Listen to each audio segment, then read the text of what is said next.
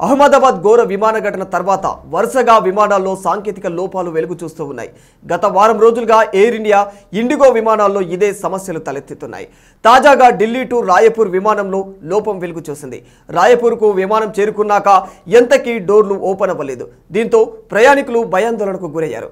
గత 4 రోజులుగా 10కి పైగా విమానాల్లో సాంకేతిక లోపాలు వెలుగు చూస్తూ ఉన్నాం. ఈ వరుస ఘటనలపై directorate of civil aviation serious అయినట్లు తెలుస్తుంది. తక్షణమే పూర్తి స్థాయి నివేదికను ఇవ్వాలని ఆదేశించింది. అయితే కేంద్ర సర్కారు తీరుపై సర్వత్రా విమర్శలు వెల్లువెత్తుతూ ఉన్నాయి. వరుసగా విమానాల్లో సాంకేతిక లోపాలు వెలుగు చూస్తూ ఉన్నా ఎందుకు చర్యలు తీసుకోవడం లేదన్న వాదన కూడా వినిపిస్తోంది. విమానయాన శాఖపై ప్రధానమంత్రి మోదీ ఫోకస్ చేయడం లేదని కూడా ప్రతిపక్షాలు సైతం విమర్శిస్తూ ఉన్నాయి. అహ్మదాబాద్ ఘోర ఘటన తర్వాత కేవలం పరామర్శలు తప్ప ఇంకేమీ లేదని విపక్ష నేతలు మండిపడుతూ ఉన్నారు.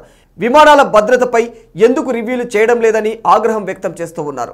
అమాయక ప్రజల ప్రాణాలు పోతున్నా పట్టించుకోవడం లేదని గరం అవుతున్నారు విపక్ష నేతలంతా కూడా.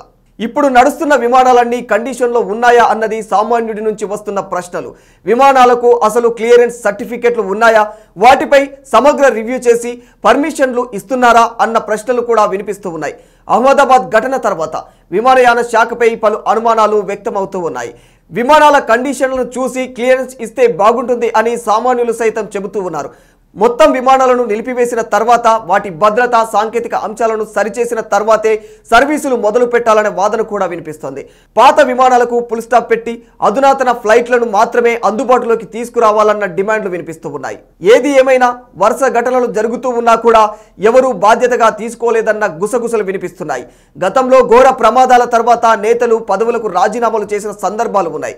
కానీ ఈసారి అలా జరగడం లేదన్న టాక్ ఉంది. కేంద్ర మంత్రి రామ్మోహన్ నాయుడు రాజీనామా చేయాలన్న డిమాండ్ సైతం వినిపిస్తుంది.